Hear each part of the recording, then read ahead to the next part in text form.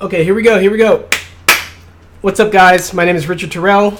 You are watching DO Live. This is a daily stream in which we talk about game design. And for the next 3 weeks, we're going to be talking about Super Smash Bros., my favorite series of all time. So if you're new to DO, we got a website, we got a blog, we have a stream. Obviously, you're watching that. We put these stream videos on YouTube. There's other cool produced videos on YouTube from way back when, so you might want to check those out. And we have a Discord. Link to the Discord is in the Twitter. It all goes by design-oriented, no space. So... oh, I was going to actually talk about my Smash resume here before we get into the swing of things. I actually need to list out some random items, but let's see. Playing Smash since day one, Smash 64. I hosted tournaments or assisted in tournaments or assisted in every Smash game for every Smash. I had the best Kirby, I say was the best, in Melee in the world. What else can I comment? I did Smash research in basically polls and surveys in person and in online. Did a Smash podcast, which you can find on my old blog, interviewing more players and talking about things before Smash 4 came out. Made an indie game inspired by Smash called Barbie Ball.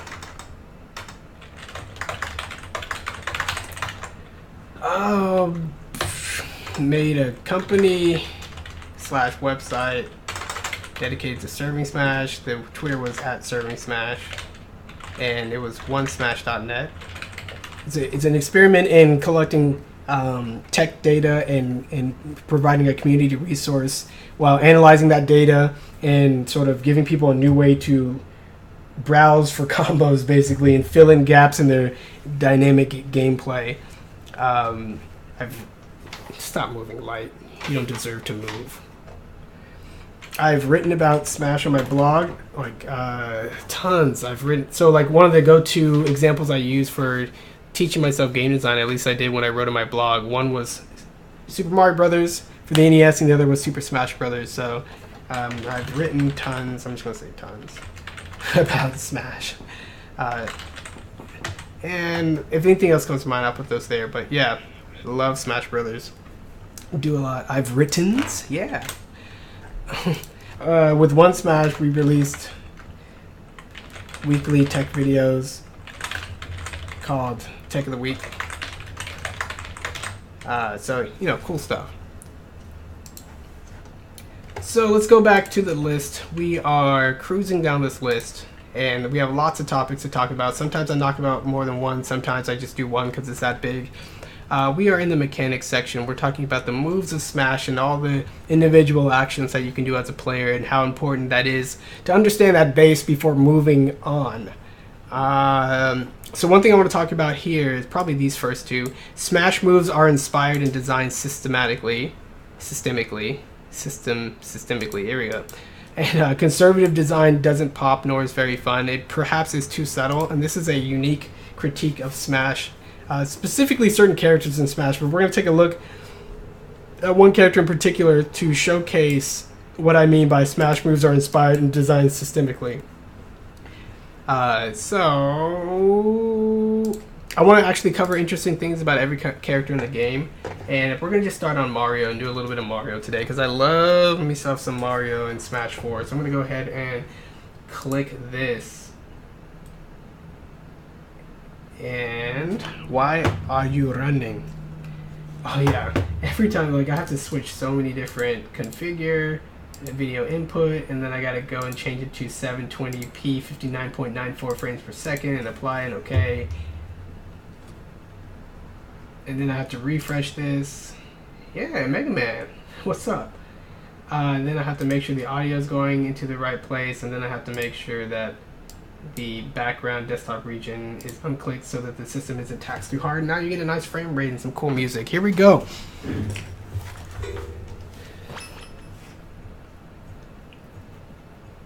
So Mario is obviously inspired by Mario, right?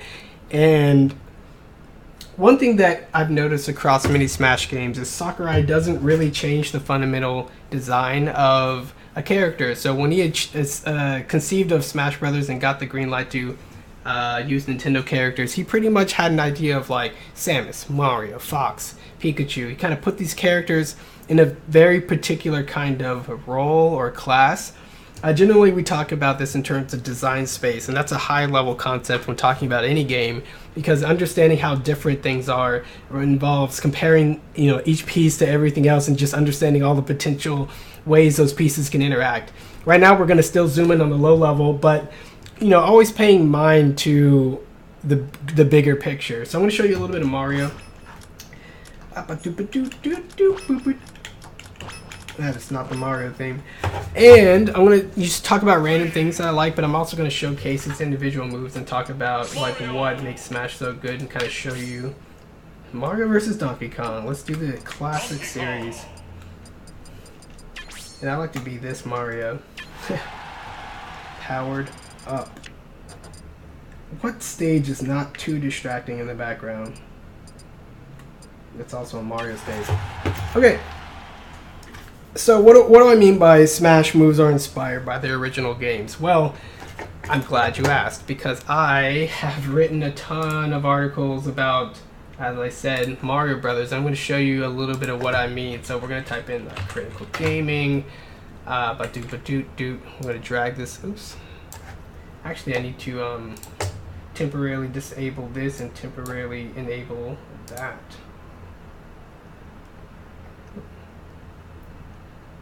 There we go. Hey, it's me. Back to my old blog. Go to the blog. Click on it so it actually does something. And we're going to check out some articles here. Go to the archives. Scroll down. So these are all the articles in the entire blog. It's a huge list, but I know how to navigate it. So we're just going to type in Mario and see what happens. There's a series here talking about Mario. I wrote this obviously halfway through the blog's life, but even further down. Talked about Mario here when I talked about, where is it? Yeah, different mechanics in Mario and the basic moves that Mario has and why they are so interesting. So let's talk about interplay here. Interplay is just how Mario interacts with the world, and the world's kind of trying to kill Mario. Mario has a very few number of moves to deal with that. The original game, he can only jump around, and he occasionally gets the ability to throw a fireball. So we can consider a lot of the different interactions in Mario in those terms, right? Here's a map, an image I like to zoom in on. Boop. And yeah, so Mario can jump and hit his head on a brick, and if he's small Mario, he bounces back down. If he's big Mario here, he breaks through the brick. Big Mario can turn himself into small Mario size by ducking, and it's exactly the same size. Really easy to understand, nice, crisp, and discreet. Mario can jump off springs. He can weigh down scales. He gets sucked into water. Like, these are a lot of interactions in the game. Mario's proximity to things changes how they interact. So yeah, even though he can only move around the environment, he's got lots of things he can do, including standing really close to things and blah blah blah. Like, that's what makes Super Mario Brothers partially what makes it so interesting. But that's not all there is to interplay. We can talk about the interplay between an individual enemy and Mario, and check out this Goomba. So like, Goombas kill themselves if Mario doesn't do anything. Mario can jump over one Goomba. He can jump off of a Goomba, and then when it's squished, the other Goombas reverse, so they kind of chase Mario here. He's got to be careful of that. He can jump off two. If he tries to jump off two and they're descending, he could be in trouble because he loses a little bit of control there. Like, as you can see in this image down here, Mario can kill Goombas from beneath, but if he's big Mario, he's also breaking the bricks, and then the Goombas come at him just that much faster. Like, all these interesting back and forth dynamics. Here's one of my freaking favorites. Mario's Fireball have a 4-cycle deterministic routine. So they look like they have random bounce variants, but it's just the 4 different bounces over and over. And then if you get the bounce just right or just wrong, depending on how you look at it. The fireball is perfectly designed to bounce over the hitboxes of a single block size enemy. And even can bounce over 2 block size enemies. So like, just because you have infinite one-shot kill attacks in Mario Brothers doesn't mean you're going to be hitting your target. This is kind of subtle stuff that makes the original Mario Brothers so freaking good. This is the stuff that, even though it looks really simple, like obviously just jumping and walking in most of these examples, so many branching cases of interplay can happen, and it's all a matter of the level design, putting you in these situations, giving you the opportunity to get power-ups, and take it from there. That is what makes Mario so great. Hey, Tremendo dude. I always felt like Mario's design was too fighting game rather than Mario. He's talking about Mario and Smash. I feel like he'd benefit a lot if he took some more inspiration to his core as a platformer character and made his kid a celebration of platformers. It makes sense considering the way he wants to keep him like a core character. Good point. I'll touch on that in a second. And then there's Koopa Shells. Koopa Shells actually do act like this in Smash, but they're an item, so we're not going to talk about that right now. This is Fox only. Final Destination. So that's what I mean by interplay, but this is also a great example of, I didn't mean to click on you, of what makes the simplicity of Mario work so well. It's just these tiny, subtle tuning values. So, I want to show you one more thing before we click back over. If this thing will load, come on. Come on, it's not that hard. Go back to the archives. Wow. Internet's failing me. Okay, here we go. Control F for Mario. Let's go back to that series I told you about before. Measure of Mario. You can read it yourself. It's all free online. Don't worry. Why would you ever worry? All right, it's Mario. He's going to be winning all the tournaments. What? My own site can't be reached? What's happening? Is the stream still up? Like, what is happening? I'm going to switch back over to the game because I don't know what's happening there. Let's do that. And do this for now. So, with that in mind, we have Mario and Smash Brothers, and his duck, his duck is half the size of Mario. I think it's pretty exactly measured like that. Like, that's like super precise. Sakurai loves keeping these kinds of details the same. Mario's fireball bounces just, let's see if that's at random variance. Let's see how we can mark that. Looks the same. That's fine. So, you know, whenever you're making a game, whenever you're translating things, you have to, sometimes you want to take what it looks like. Obviously, the fireball needs to look like a fireball. And obviously, Mario's had different fireballs across many games, so not everything's going to be inspired by just that one game example we looked at. But in general, Mario's fireballs, yeah, they're one of the few projectiles in Smash that actually dip down. Very few. Samus's bombs drop down. Turnips have to be plucked and then thrown down. But there's very few projectiles that actually do this. Brawler can shoot a shot put, but it's super slow. So like, Mario's one of the few characters in Smash 4 too that has complete free movement and speed when throwing the fireball. So like, Falco slows down, Corrin hovers, blah blah blah. So Mario, this is Mario. Like, no other character can do this. In the original Mario Brothers, these fireballs are really deadly, right? Like, one shot does, I think you can kill Bowser in 8 to 10 shots in the original Mario Brothers. So like, what if I could do that to Donkey Kong instead of just giving him freaking 37 damage or so? What if it could actually kill him? That'd be so crazy. And obviously there's ways to make the fireball better, and there's custom moves where we can see different variants of it. But just talking about what this is, believe it or not, like, it still has this bouncing property where if another player, it's not going to be Donkey Kong, ducks, they can pretty easily duck or even dash under the fireball if they're short enough. In the very first reveal trailer where they reveal Little Mac, they show Mario fire 2 fireballs and he just dashed under both, like, clean. I'm like, oh, it sucks, but it's so cool that they kept that detail. Any low profile in the game is kind of designed to go under this bounce.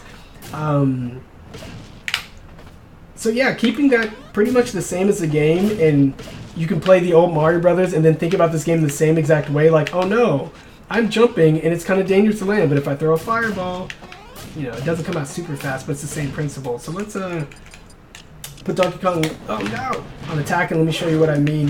Haha, Donkey Kong.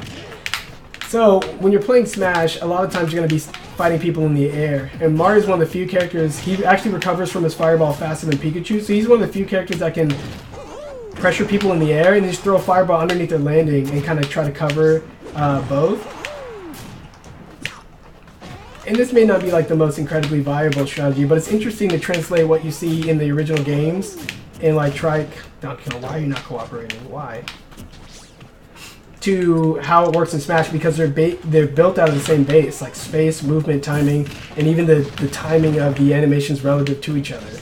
So that's essentially what Sakurai did for every character in the game. And the more that you understand the design and the focus and the subtle details of the games that you got inspired by, that's the more you're going to understand what makes these characters unique, and maybe even potentially find some uses for them that you carry over from the other games. Another interesting detail is in the original Zelda.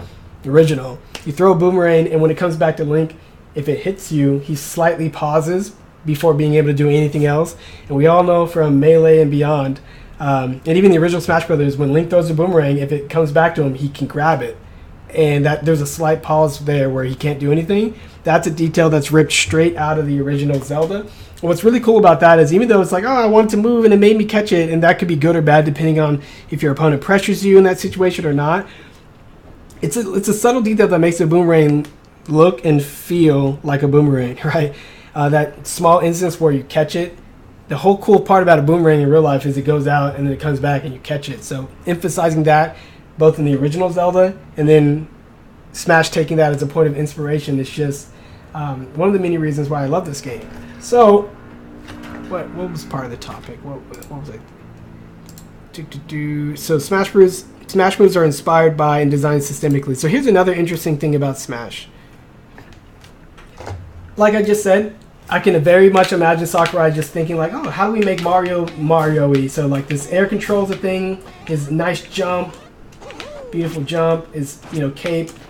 You have to interpret some things because obviously this is not a platformer, this is a fighting game. But the degree to which he retains his unique properties is, part of the artistry and why it's a design issue instead of just a translation issue. It's an artistic thing. You play Mario. What was it? Oh yeah, so he just makes a move and he tries to match it and he tries to match the function. But in a lot of ways, that makes Smash Brothers. That gives it its unique feel because he's borrowing from so many properties. But another way that makes the game harder to play. So one thing that's unique about Smash Brothers is, for a game like Street Fighter, all the moves are very meticulously designed for a very specific purpose. This move, pokes at this range. This move can cancel into this special move. This move is good for anti-air. And they very precisely make the moves for those explicit purposes. And I feel like in Smash, he made the moves to... Tremendo, dude. I'm honestly surprised they gave him a cape and flood in this game, especially considering the application of Smash is nothing like what it used for the games they came from. Well, the cape attack, yeah, like in the original games, like either an attack or something that helps him fly. I really would love it if Mario had a flying cape and bring back the glide from Super Mario World. And also the flood. The flood is what he does in the game. This is like the basic use of a flood. He stands there and plants his feet and then uses the what is it? Yeah, the right analog stick to aim around. So like Mario did have this. This is very much how it works. It doesn't even reflect projectiles in Super Mario World. No, it doesn't. The only thing the cape does, though, it does hit back shells and kind of either stop or make shells go in the other direction. And depending on what kind of enemies you're dealing with, it makes enemies, flip over and kind of go in the other direction. So it's not entirely random. Like, it's not entirely arbitrary what the cape does in this game. And like I said, there has to be some kind of interpretation. And I think Sakurai, when he made Melee, he just kind of wanted a reflector for Mario. So, like... now he has it. So, the moves in Smash are just made, right? You got a dude who moves in space. Mario has a dude who moves in space. You got fireballs that move like this. Now Mario has fireballs that move like this. But, like, beyond just throwing them around and having fun like this, you can't really say that fireballs are designed with, like, this is a great combo starter. Nobody picks up this fireball and goes like, whoa, what a great combo starter. You pretty much like, oh, I'll just throw it if I don't get in trouble. And as a special move, that can seem pretty underwhelming. But I think overall Smash is a game where the reason why it feels so sort of free and sandboxy, or players are inventive and have such unique styles, is they find the sort of competitive function by working it out themselves instead of basically getting it handed to them, and then it's their job to either work it into their game or fit it together with other combos. You have to work to make these things viable to yourself beyond just the basic application of hitting a button. So like I know so many cool things with fireballs, and I showed you some in the stream before, but let's get into 80. But yeah, you can lock people with it, you can knock people off platforms, you can do edge guards with it. Some of my favorite ones involve, I mean, all these combos are on onesmash.net, but... So the fireball has this push, and that push is a prattack, which we call a pratfall attack. And if you fall off a platform, you go into a state in which you can't do anything for a set period of distance. And because of that, if Mario B reverses and then falls up the... and gets like near the maximum slide from the edge and gets the target to tumble, he can follow that up with a spike. I'm just way too far away. I'm actually watching the wrong screen. I need to be watching the gamepad instead of my stream screen. But this is kind of what I mean by like inventing the use. Like, come on, Mario. I know I'm playing on a Wii gamepad, but do what I say.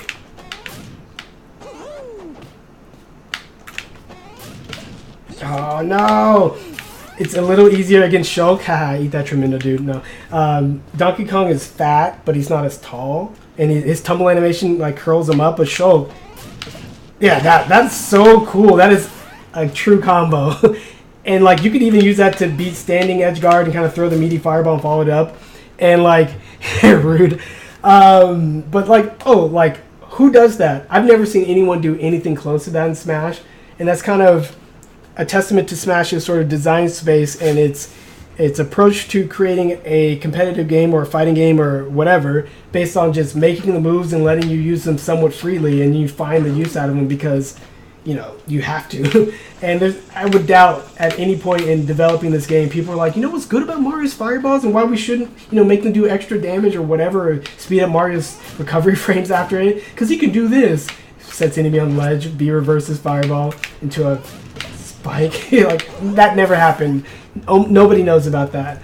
And that gives Smash a lot of room for people to lab individually, lab personally, find what they like about the game, and then bring it to a tournament and see what happens. That's why everyone has such a distinct playstyle in Smash. So that's what I mean by Smash's design systemically. There are other characters in the game that seem to have a ton of positive attributes put onto their moves, and obviously like a character like Corrin being a DLC character and from a strategy game, it's hard to directly take anything from that game and put it into Smash Brothers, because Mario, he's practically doing what he's always done since 1985 or when I was born.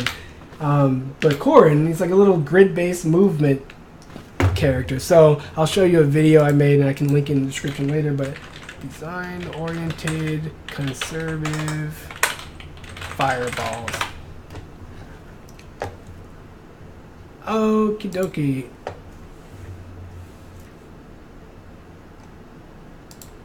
How do I get the, I'll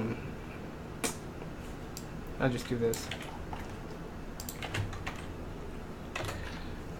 And let's flip back to the screen. Desktop region, get rid of this. I wish I had two. Okay, so like Design Over Time was the old series. You can see me even talking in the tiny little thing. The old series that I did for Design Oriented. And there's one episode here, it's called Conservative Fireballs, and I compare in a very detailed way Corrin's Dragon Fang shot to Mario's Fireball. And on almost every single category, Corrin's is like better. It can kill, it's got a bigger hitbox, it can like charge and paralyze you and follow up with other stuff from across the screen, it combos, it's crazy, right? Mario's just like, it's just kind of boring, kind of like, you know, an old NES game rather than this crazy like dragon character. The only thing that Mario had in an edge over Corrin was, like I said, the mobility when moving it. And like, really, is mobility that good of an attribute that it, you know, can counterbalance all those other positive things I said? So, you know, you can watch that video on your own time. What I'm mostly talking about now is a little bit more about how Smash's basic moves are designed from their foundation, right? So I'm going to go back over to the game and show you some cool stuff that I love. So I've been labbing Mario a ton ever since the 3DS. Super Smash Brothers Wii U demo came out. And some of the cool things that I don't think a lot of people know about, and I'm going to do a whole stream on Mario's down air because it's like, I think it's one of the most complex moves in the game. I picked 2 moves to be the most interesting and complex moves in the game, and one of them is Mario's down air and the other one's Pac-Man's bonus fruit. Lab those moves a lot. Maybe Duck Hunt has like a close third, but looking at these moves, the when, the where, and the why you do your moves and your ability to follow up or create traps and do whatever is just like a constant, complex, deep system that you're engaging with. Oh, you see that? That's so cool. So if Donkey Kong is low enough in damage, Mario can do a full jump up air, which I call super rising. And when you do that, the enemy's in hit stun right next to you when you run out of your animation. So you're like, hey, what's up, Donkey Kong? You can see that. So you can full hop up air and react to the positive hit. And you'd be like, now mash footstool, cape cancel your footstool jump. And you try to follow up with a weak hit fast fall nair to lock him. Or you can just throw a fireball after him. Depends on the height, depends on his fall rate, but there's all these cool combos that you can do just from a basic like full jump setup. Almost nobody does this setup. It's hard enough to get people in competitive Smash anyway, and right, like I'm not the best player, so there's a reason why it's hard. Whether that reason is an absolute design reason, like just no one can get it given these conditions, or it's just the trends and whatever's happening in the metagame. I'll kill you, Donkey Kong. But there's a lot more reasons why people don't do things, and I think very rarely the reason is because it's not viable. We're going to look a lot into that more when we do a stream on how players learn, how metagames develop, and that really showcases just how complex Smash is. So for now, we're just looking at a few moves and talking about like a cool few. That didn't lock him? Come on! Maybe 70. No. And the computer always DIs behind you. There. That still didn't lock him. Yeah, I don't know my percentages. I probably have them written down somewhere.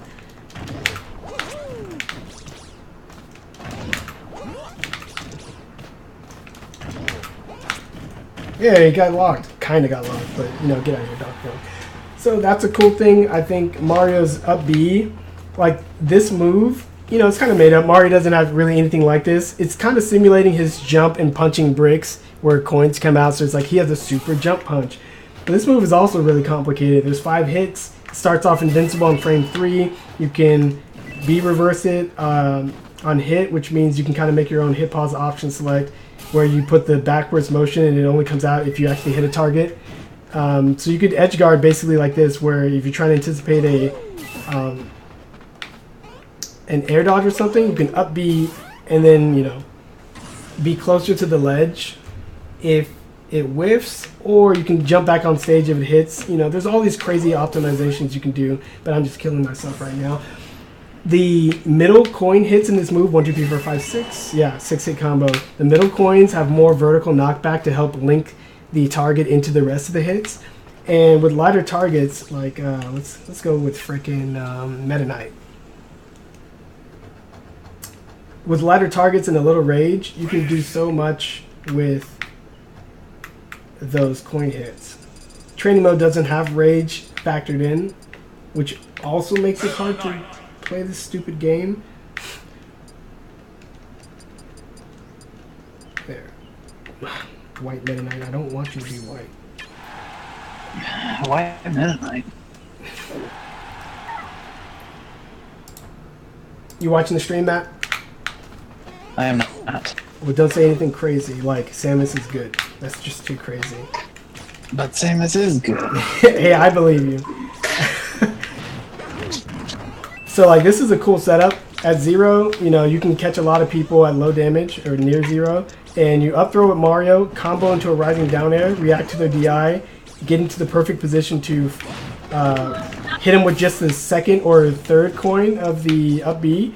And if you have some rage, like anything above like 100, I think, Meta Knight can die from practically 0. It's just so funny, right? Like look how close he came to dying, and this is without rage. Rage would increase the knockback around 15 to 30% automatically just for those final hits, which is all you need to finish him off the top. Like that, see? And you can aim that middle coin hits so precisely if you know a little bit about how to aim your character before up being, and then like that didn't work. You actually have to get underneath them and then make them do a little DI guess, and you have a lot more going for you in the setup than they do trying to guess your DI or guess the right DI. Yeah, it's so fun. That's a cool setup too that kind of links multiple things together. Cape. The fact that a lot of Mario's aerials can combo into each other, given the right situation, like neutral air combos into a lot of things like that. If you do the short hop version and you slightly delay it. So here's another cool thing about timing that I didn't mention yesterday. Smashers do a lot of things to precisely execute on the timings of various setups, and whether they do moves ahead of time and then follow it up with whatever, that's one thing.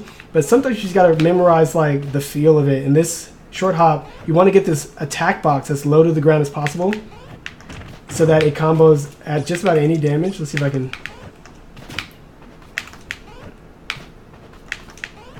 Yeah, you should combo to just about any damage if you do it just right. Yeah, that didn't combo.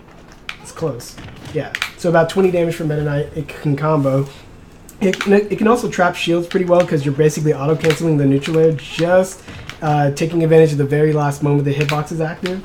And finding these little precise distances is all about just like looking at your character carefully and getting a feel for it and going to the lab and kind of testing what the limits are. And every move in the game has all these complexities about sweet spots and sour spots and late hits and early hits and hitboxes that change size and things like that. But ultimately, discovering all these things for yourself is just a matter of being curious, labbing it out yourself, asking questions maybe, and taking it from there. There's another property of an attack I want to show you guys. I mean, short hop cape like this. You can land with either a neutral air or a down air. So if you think they're going to short hop attack you, if you throw the cape out, you have a chance of flipping them around. And if they don't, you can land with an attack that links into another attack that does cool stuff like that and potentially get a kill that way. What's that? Fireball, up B, cape. Oh, here's a thing I love about the Flood. So a lot of people in Smash, we're going to do a whole episode on charge attacks. But basically, almost any move you charge, except for freaking Cloud's Limit, which people have somehow gotten a lot of mileage of because that character is too good. For most things that you charge, players do not do a good job of capitalizing on the time it takes to charge, and they usually panic and like shoot their max shots too early, or wait till their opponent has all the defensive options they can possibly have before shooting it, and instead of waiting till they have very few options and basically getting a much better return on their investment.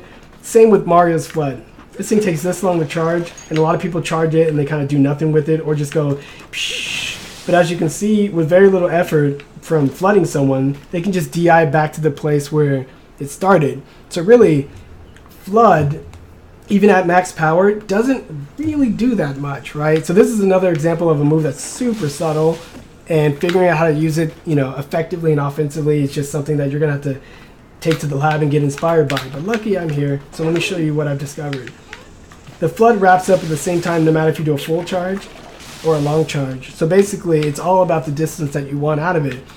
Mario's a character that I said before has good jumps, good air mobility, good speed, these fireballs that can trap, the ability to delay with his cape. So he's really got a lot going for himself. And if people really want to pressure him, he's got this invincible at B. It's risky, obviously, but it's something to help him sort of fill in a couple of deficiencies with his range.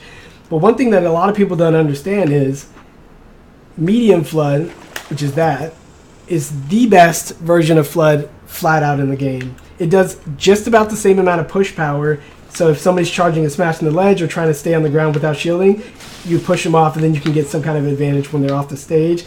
If people are charging like Cloud's limit, you can just be like, bye Cloud. And when Cloud is charging limit, he has no ability to air DI, so it's really bad for him to get caught by that. You can catch characters that use their up B and you just kind of blow them off the stage, but that's easily reactable. So what I'm talking about here is with medium flood, so look what happens when I do full flood and I jump forward. It pushes Mario back. So, you know, if you're trying to get out of danger or recover a little bit better, that may be good. But what you want to do is move forward, right? And the reason you want to move forward is when your opponent, let's see if I can do this. Let's see if it won't be annoying. When your opponent, get in the air. There. When your opponents are in the air, you actually want to get closer to them and then take advantage of the fact that they are in the air and you're in the ground in a very precise spot. Medium flood doesn't push you back as much. You get good distance on it, and on reaction, if you can see it hitting them, the water, you can press forward because you know you have the ability to go jump straight up, medium flood, move back, jump straight up, medium flood, move forward, right? Because it's not pushing you back that much. When all those Marvs and stuff are trying to space Mario out and use their bigger sword, you can neutral jump or even jump back, flood. When any character is hit by flood in the midair, most people don't know this, they cannot fast fall for a period of time after getting hit by the flood. So they're basically wet.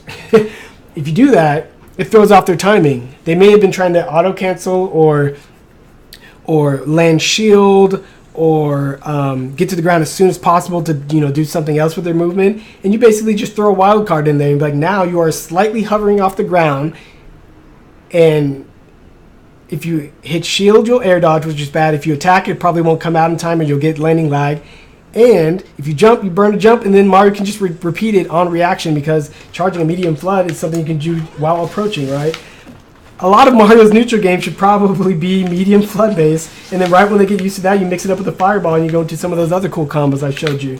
It's not a bad idea. It's certainly better than a lot of the flood use I've seen from competitive players. So like, it's just another example of this game is so complicated and it takes so much of your own individual investigation to learn anything about how to use some of these subtle and conservative moves that no wonder the game is so fun to play. It's so fun to watch all your different favorite players with their own distinct play styles, and there's so much more to learn. Like Smash 4 has been out for what, roughly 4 years, right? Yeah. And this game is like super deep. Like the news game's going to come out. I'm just going to be sitting here like, but people never did this. But luckily, Smash Ultimate is like Smash 4.5, and it's going to tweak a lot of things that were irksome for a lot of players. We're going to talk about those changes later. But yeah, I just wanted to do this stream and show you a little bit about how Smash characters get, birthed into conception, and how some of these super subtle, super seemingly useless properties and attacks can be used so well in Smash. Let's see if I can get him. Oh, so close. The good thing about Strong Flood is if they happen to be below you, I'll put them on stop. So if they're trying to lane below you and you're above them, you can actually activate it and point it down. I wish it kind of like started down and swept up, or started up and swept down. That'd be a great thing. But it starts forward. But if you can catch them on any bit of water, they can't fast fall through it, and it keeps them suspended. So you can actually prevent someone from landing underneath you as you fall. And then you're like, now I'm on the ground and you're in the air. It's a really neat thing that's really subtle. And if people want to DI away, they're going to get blown off stage. If they want to DI against it, that's kind of what you want because you're closing in the gap anyway. I don't know. I think there's a lot of interesting things in depth, even for a simple and seemingly one note or useless move as Mario's Flood. I think every single one of his moves has a lot of these subtle properties, including, one-hit coining like that. This is such a good edge guarding tool. People don't even know. Mario drops low. I'll put it in slow motion. And I'll zoom in because it's super cool to do that. Mario runs off the edge and drops low, and you can even drop even lower. When he activates his up B, it's invincible in frame 3 with the attack box. And if the opponent rises up into that zone, they're going to get hit. It's really easy to hit the vulnerable frames there, the snapback. And if they get to the ledge first before you, like they zip up, and you catch the leg second, you have an opportunity to trump them. So, like, it's really good. It's a really good edge guard setup for that vertical people who like to recover just straight up underneath the stage, which is one of the hardest areas to edge guard. And this is invincible from frame 3 to frame 5 or 6. So this is an excellent edge guarding strategy, right? You rise beneath them, go invincible, go out a little bit from the stage so they don't hit you when they're rising, and just try to hit them from behind, stage spike and whatever.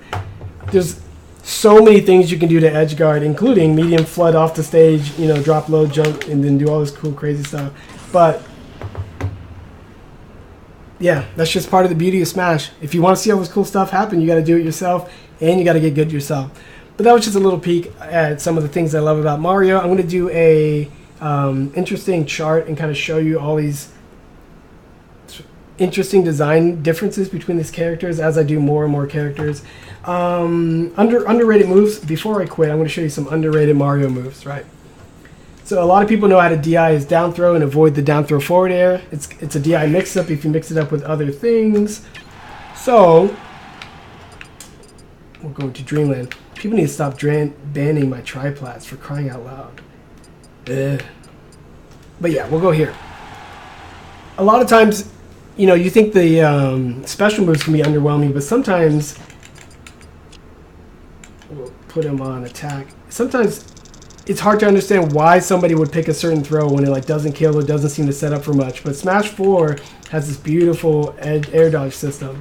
So check out Meta Knight. At about 60 damage, it's probably too much damage. Get over here. You can grab up throw and up air. Let's see. Probably less damage. Get over here. Grab up throw and up air. See how that comboed? If you air dodge, because that was at the tail end of the pass or the hit stun, if he air dodges, he's going to eat landing lag down here, and Mario can easily jump up air and then repeat or go into a smash or do whatever. If he doesn't air dodge, you can get characters in this really simple trap where you jump up air, up air, up air, up B. And since you do it from the top platform, you pretty much get that much closer to the blast zone. And this setup works really well